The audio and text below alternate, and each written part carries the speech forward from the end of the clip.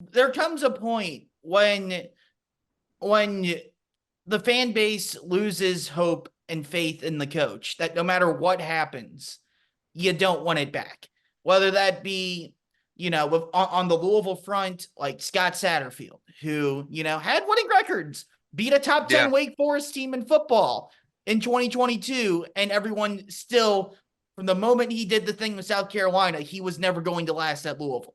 And we all knew that it was only a matter of time.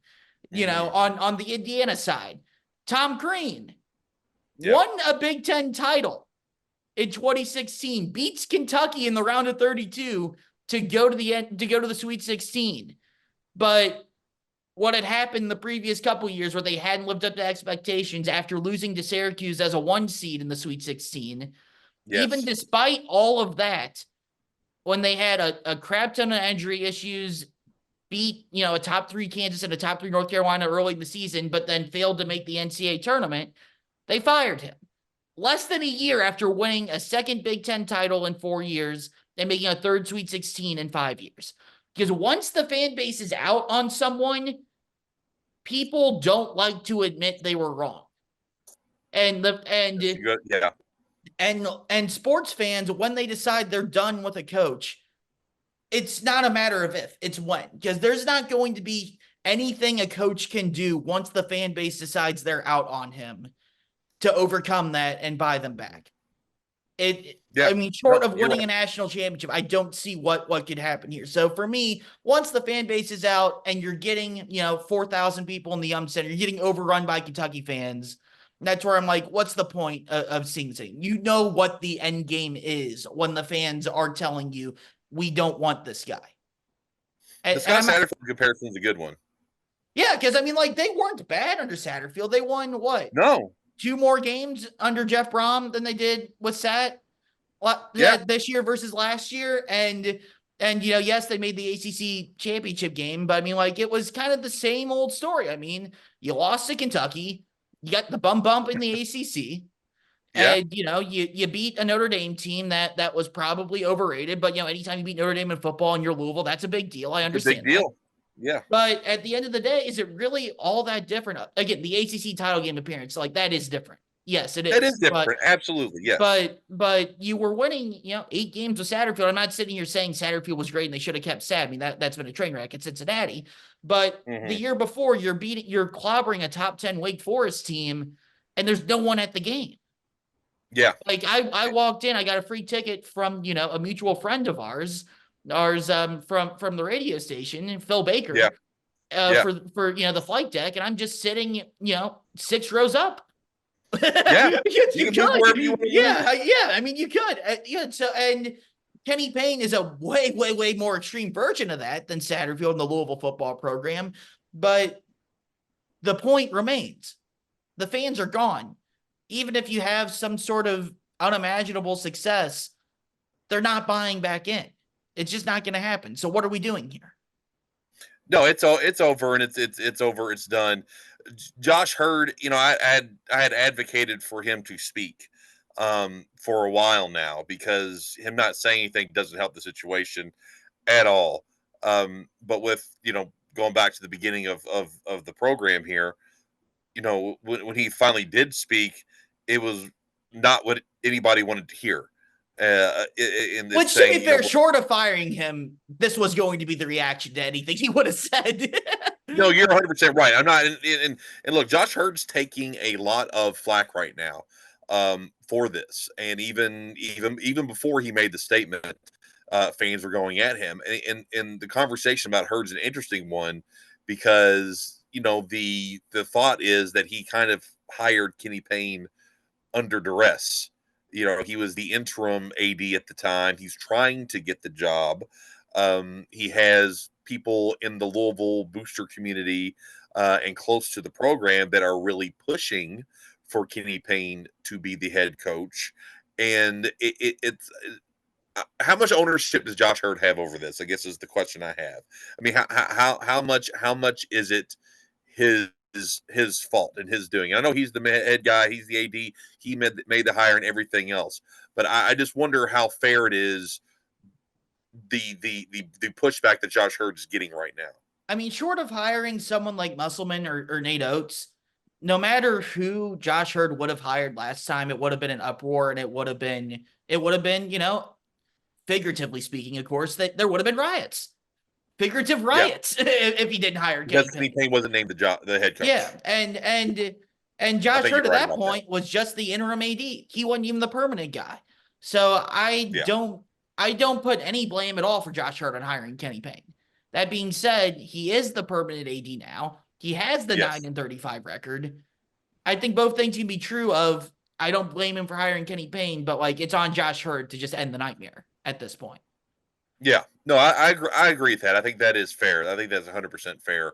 And it just, I don't know, Jack. I just keep going back to, firing him sends a message to the fans. I guess is the It lets us overall. move on with our lives, is what It it lets does. us move on with their lives, and it sends a message to the fans.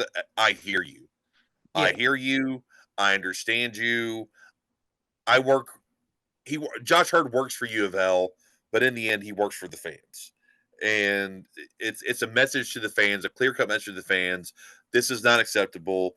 We are no longer going to go forward with this. We are making the change. Stick with us. I mean, that's all he needed to do. But again, Kenny Payne doesn't have to leave. This is another aspect to Right. all of this. He holds all of the leverage. If Josh Heird, bingo, if Josh Heird doesn't have the money to pay Kenny Payne, why would Kenny Payne resign? Why would Kenny Payne say, you know what, I'm done here? And people are like, well, you got to appeal to your love of Louisville basketball and what you did in '86 and da da da da da. Look, these are millions of dollars that we're talking about here. You would be an idiot to leave I believe it's $8 million, $8 It is. million dollars on the table and just walk away. Would you do that?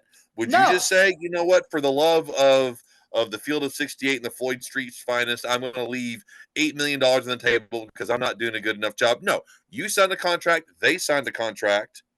That's a legal binding document. Pay me. Sorry. That's what, and Kenny Payne's not wrong for that. And if you want to get pissed off at Kenny Payne for not just walking away and leaving money on the table, shame on you because you wouldn't do it.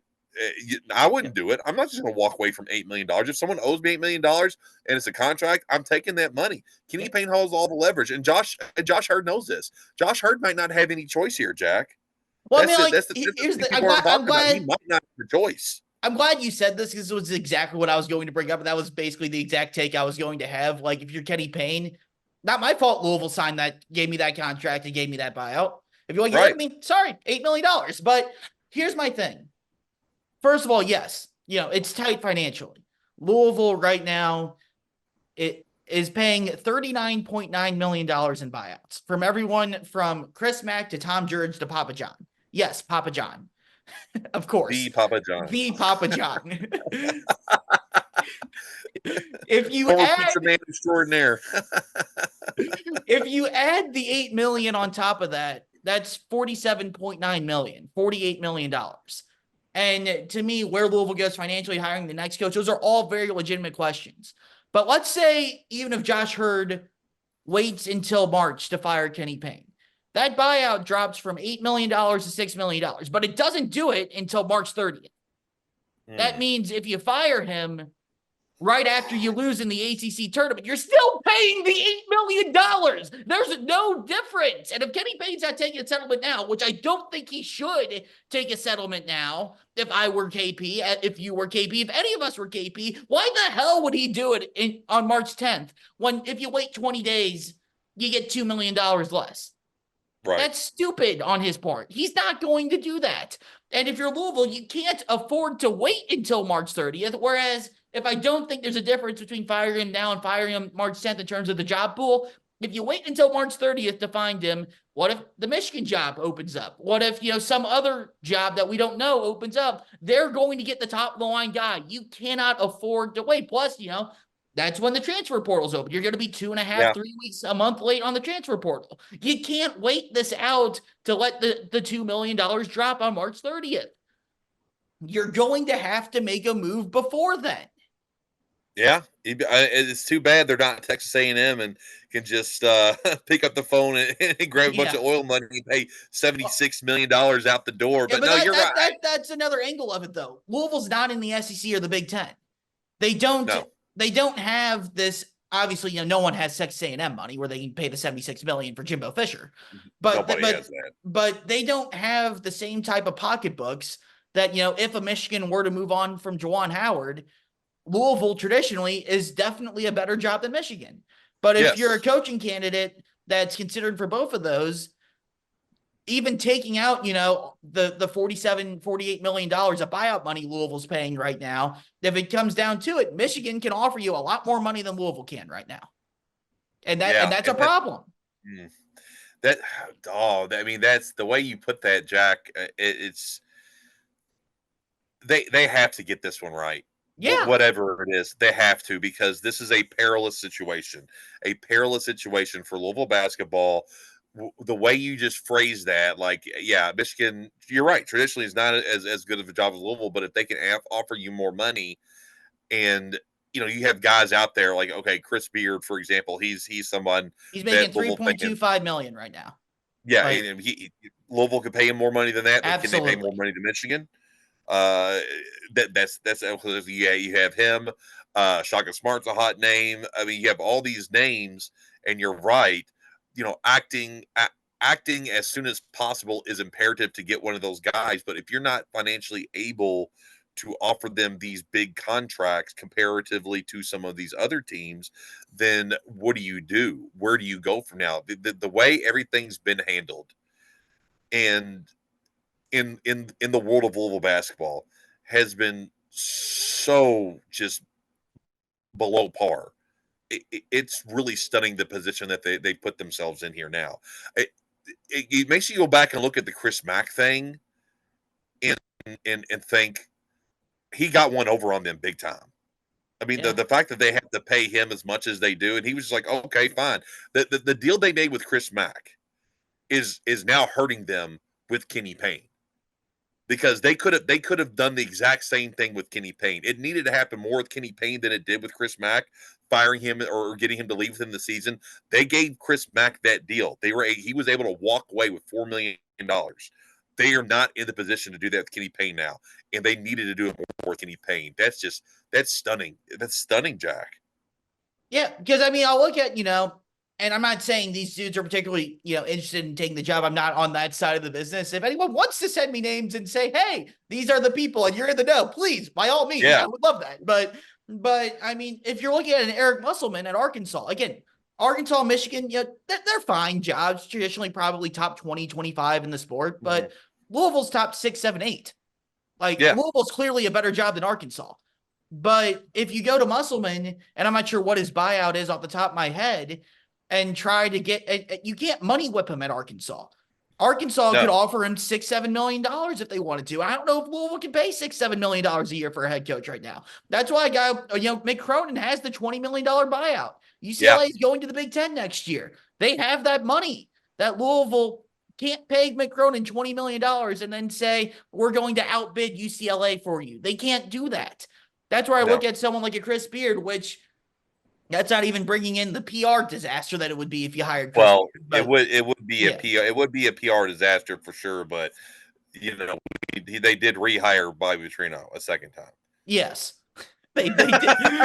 So, I mean, yeah, Bobby 2.0, baby. But yeah, Bobby 2.0. He caddied for his daughter. He's a changed man.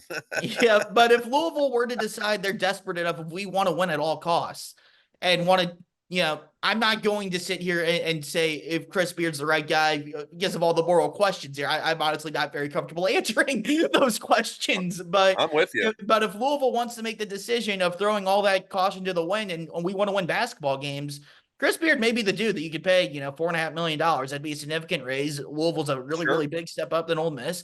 Dusty May, he's only making $1 million a year at FAU. He's the hot mid-major coaching name if you want to go that route. Jerome Tang's not particularly happy with Kansas State right now. And I think most importantly, with Dusty May and Jerome Tang, and this, I keep using Michigan as the example because they've had, the stuff with Juwan Howard the past couple of weeks. But if any one of those, Michigan-esque type schools in the SEC or the Big Ten has a job opening, they could make runs at these guys and outbid you. But Jerome Tang sitting there, Kansas State in the Big 12. The Big 12 and the ACC, that's not competing with the SEC or the Big Ten. they're on No. the similar financial level as you. And yes, you still have, all the buyout stuff to work around, but maybe that's a name where if he, he had the comments after the Naquan Tomlin stuff a couple weeks ago to where he doesn't seem particularly thrilled right now with the administration there. Maybe that's a dude you could win a financial battle with and prime out there that, went to the Elite Eight year one last year.